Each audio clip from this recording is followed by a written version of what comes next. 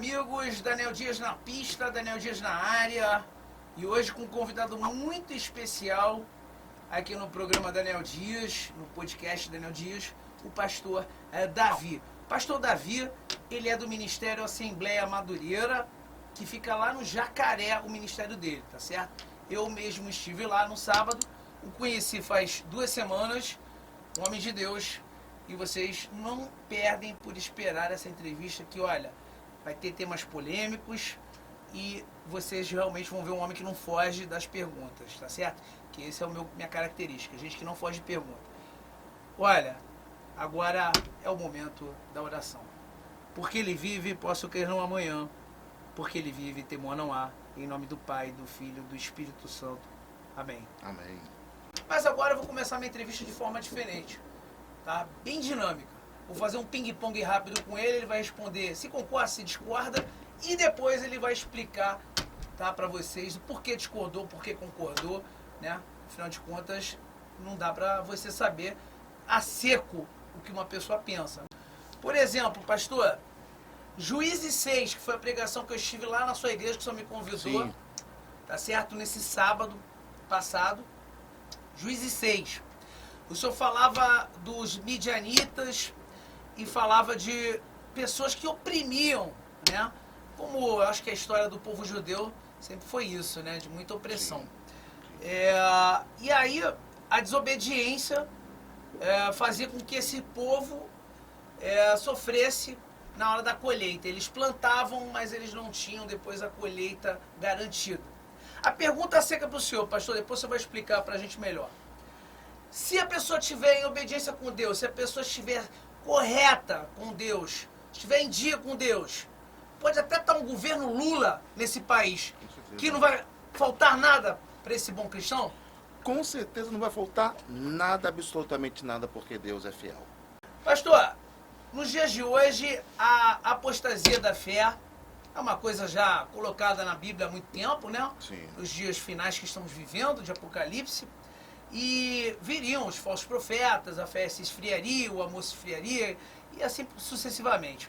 A apostasia da fé, o que hoje mais me preocupa, e o que hoje não me dá vontade de ir às muitas igrejas que aí nós encontramos, já muitas placas, Sim. né? E eu observei bem na sua igreja, onde eu cheguei lá, e eu vi que o senhor sai do seu lugar, cumprimenta a pessoa por pessoa, e eu gosto disso, porque a parábola das 100 ovelhas, onde o pastor viu que uma ovelha se desprendeu do rebanho e foi atrás da ovelha. O senhor ficou 2 semanas que o senhor me conhece, o senhor ficou alguns dias interagindo, me perguntando se eu estava bem, me convidando para ir para a igreja, coisa que hoje não vemos mais. A apostasia da fé, grandes igrejas, grandes negócios. Existe realmente de fato nos dias de hoje, pastor? Existe. O silêncio de Deus, pastor, pode ser uma resposta? Com certeza. Gideão. Por que Gideão não faltava o pão para ele? Era realmente um cristão de fato? É um exemplo a ser seguido? Sim. Exortação. Exortação. Isso me preocupa demais, galera. Eu gosto de ir para uma igreja, eu gosto de ver a pessoa pegando pesado. Pesado. Tá certo? Porque Cristo pegou pesado e porque assim deve ser um eclesiástico, um pregador. Tá certo? Então, eu me preocupo muito quando eu vejo um stand-up. Eu me preocupo muito quando eu vejo piadinha no púlpito. Quando eu vejo o cara falando a mesma linguagem. Tá entendendo? Que as pessoas querem ouvir uma mesma linguagem dentro da igreja. Quando não a linguagem que tem que ser semeada, produzida, colocada, que é a linguagem única da Bíblia do Senhor Jesus Cristo, de Deus o nosso maioral. Pastor, a exortação ainda existe nas igrejas? Existe, tem que existir. Mas será que em grande número ou em menos número hoje? Depende do ponto de vista. Olha, o nosso cinegrafista, o Fábio Rios, ele tem uma pergunta para fazer. A diferença entre católicos e protestantes, será que tem como haver um dia uma união entre as duas religiões que também têm Cristo em comum, mas que tem algumas diferenças? Eu conheço as diferenças, ele talvez não conheça tanto. O senhor acredita que realmente possa haver uma união entre essas duas religiões? Existem grandes diferenças? É um tanto complicado essa resposta teologicamente, mas ao decorrer dessa entrevista, com certeza, eu vou abrir mais o leque concernente a esse pensamento. Ô, pastor, outra coisa que me preocupa muito, os moradores de rua. Antigamente eles eram colocados para dentro da igreja, né? As igrejas se preocupavam com os moradores de rua. E aí, como eu falei lá atrás, os grandes negócios, as grandes empresas, as grandes igrejas, né, preferem cuidar desses moradores de rua lá fora mesmo, sem acolhê-los, porque parece-me que temos que ver clientes em potencial, ou fiéis em potencial, né, quando entram nas igrejas. Está acontecendo muito isso ainda, pastor? Acontece, mas quando a igreja faz um trabalho certo, e temos igrejas que fazem um trabalho seríssimo, entendeu? Que de fato caracteriza aquilo que o Evangelho de Jesus Cristo nos ensinou. Kleber Lucas, não dá para deixar de falar do tema atual, tema polêmico, Kleber Lucas. O Kleber Lucas, o pastor, ele só está representando na realidade, no meu ponto de vista, o que tem acontecido realmente, que já é pregado há muito tempo na Bíblia, desses falsos profetas ou de pessoas que viriam em nome de Jesus. Interesses comerciais, todo tipo de interesse, menos o interesse realmente da conversão. Como é que o senhor analisa o caso Kleber Lucas? Eu vejo a situação de Kleber Lucas lamentável, mas que enquanto a vida há esperança, eu tenho uma frase dentro de mim que eu não quero saber quem errou, eu quero saber quem Deus usou para levantar, porque acusadores tem muitos, e que não cabe o homem ser o juiz de ninguém. A minha posição é orar, entregar na mão de Deus, que o Espírito Santo venha abrir a mente, e se ele for sofrer a consequência dos seus próprios erros, já não é comigo, é com o próprio Deus. Aquele que confessa e deixa, alcança a misericórdia. Agora roda a vinheta e daqui a pouco nós vamos voltar para explicar todas essas perguntas e respostas integralmente, na íntegra, com o nosso querido pastor Davi, que esse sim é um homem de Deus. Eu vi. Eu estou falando porque eu vi. Roda a vinheta, editor!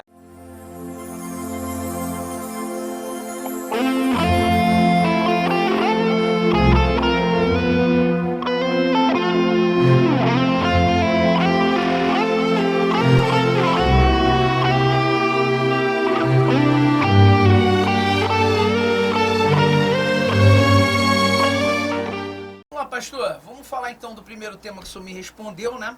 Que com certeza é verídico o fato de que em Juízes 6, que foi o tema da tua pregação, Juízes 6, que foi o tema da tua pregação, sobre a colheita, né? Que se a pessoa realmente estiver com Deus, estiver firme na obediência, no propósito de Deus, o inimigo não consegue tirar sarro da cara dele nunca mais. Podemos colocar isso para os dias atuais como um inimigo, um Lula assumindo, por exemplo, né? Onde todos aqui têm muito medo de virar uma Venezuela, o Brasil. E aí o que pode acontecer então com o cristão em meio a uma Venezuela? Vamos colocar que o Lula sobe a rampa, coisa que eu espero que não aconteça. Mas enfim, vamos colocar assim, porque até na Bíblia diz que nós temos que orar. Ontem eu estava falando com o deputado federal Roberto Monteiro, pai de Gabriel Monteiro, meu amigo, um abraço para o senhor. Logo a gente vai estar junto novamente aqui. E também é pastor ele.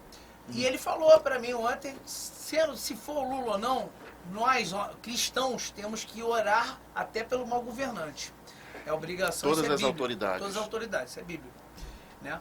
E eu sempre ouvi isso nas igrejas, né? Desde que, para quem não me conhece, eu nasci no altar, né, de Deus. Então, pastor, vamos lá.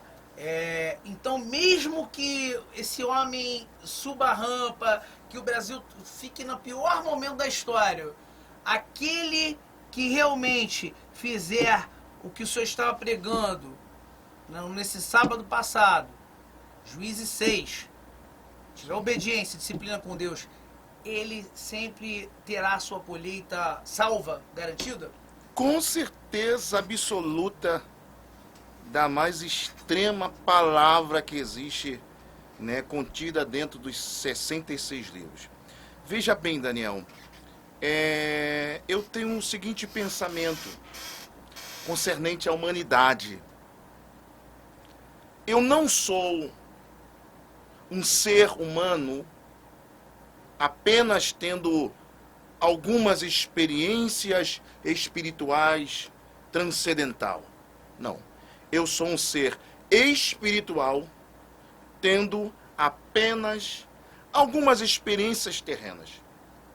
No máximo que eu vou viver aqui, independente do governo, independente da presidência, independente de deputados e vereadores, das leis, eu vou viver aqui no máximo talvez 70, 80 anos. Se eu for um pouco mais ousado, tiver cuidado com a minha saúde, eu vou ver eu quero ver até 99 anos. Mas eu não sou um ser humano tendo apenas uma experiência espiritual. Eu sei das minhas origens. Eu sei de onde vim. Eu vim do coração de Deus e eu vou voltar para lá um dia. Então, o que espera para aqueles que permanecerem, perseverarem, primeiro, é o céu de glória. E aqui na terra, eu também posso, com certeza, viver o melhor dela. Porque Deus não pode ir contra a sua palavra. Eu não dependo de governo para viver. É claro que se for mexer nesse assunto, vai pegar a classe alta, a média para alta. Eu, particularmente, já fui camelô de ônibus. Com uns 13 anos de idade, meu pai me deu um saco de bombom aqui na Central do Brasil e falou: meu filho, é só você falar, 2 é 50, 5 é R$1. Serenata do amor. 2 é 50, 5 é R$1. Então, para aqueles que vivem na obediência, a prosperidade de Deus, sim, de uma maneira ou outra, vem, porque a gente não depende de governo. Bem porque a gente, cristãos, aqueles que acreditam em Cristo Jesus, nós não estamos pautados em um império, nós estamos pautados em um reino, em que Cristo é o rei desse reino. E se você permanecer, como você fez essa pergunta sobre Gideão, se você permanecer fiel, você pode ter certeza absoluta que não vai faltar o pão. Eu já começo a profetizar aqui, que nem o mal te sucederá, nem praga alguma chegará à tua tenda. Não tem aquele dito popular que as pessoas falam assim, um versículo, não é versículo não. Deus ajuda quem cedo madruga. Então, se você corre atrás de uma maneira honestamente, você pode ter certeza que as bênçãos do Senhor vão vir sobre a sua casa, sobre a sua vida, sobre os seus negócios. Eu tenho certeza que o pão de cada dia não vai faltar. E olha, e uma coisa é certa, o pastor Davi, a gente vê muita gente que Deus fez grandes mudanças na vida da pessoa que foi mundana, que foi chefe de quadrilha, que foi isso, que foi aquilo. Glória a Deus por isso. Mas tu sabe que tu me fez parar para pensar numa coisa muito séria? Porque quando tu fala para mim que tu tem 42 anos de idade, sim, e que tu nunca saiu dos caminhos cristãos, eu falo glória a Deus 2 vezes. Por que eu falo? Porque esse homem nos contaminou. Isso é uma coisa muito séria. Porque, olha, é claro que é muito maneiro quando tu olha assim e fala assim, caramba, né? O cara saiu lá da prostituição, ou saiu lá do crime, ou saiu de não sei da onde, Deus resgatou. Claro, é evidenciado o nome do Senhor. Mas já parou para pensar que coisa doida? A pessoa, 42 anos dentro de uma igreja, isso é milagre, certo? Isso é uma vida santificada para com Deus. E o senhor não se apresentou também, né? Eu não fiz a apresentação do senhor porque o primeiro foi dos temas polêmicos. Né? Claro, claro, isso faz parte. Mas o senhor estava me dizendo que o senhor é formado em? Teologia, eu fiz a faculdade teológica, terminei a pós-graduação em Teologia do Novo Testamento e estou também estudando Ciência da Religião, e missiologia, mas algumas pessoas me perguntam, Daniel, para que tanto conhecimento? Contrário de muitas pessoas, é para ofender a religião dos outros. Eu já não tenho essa concepção.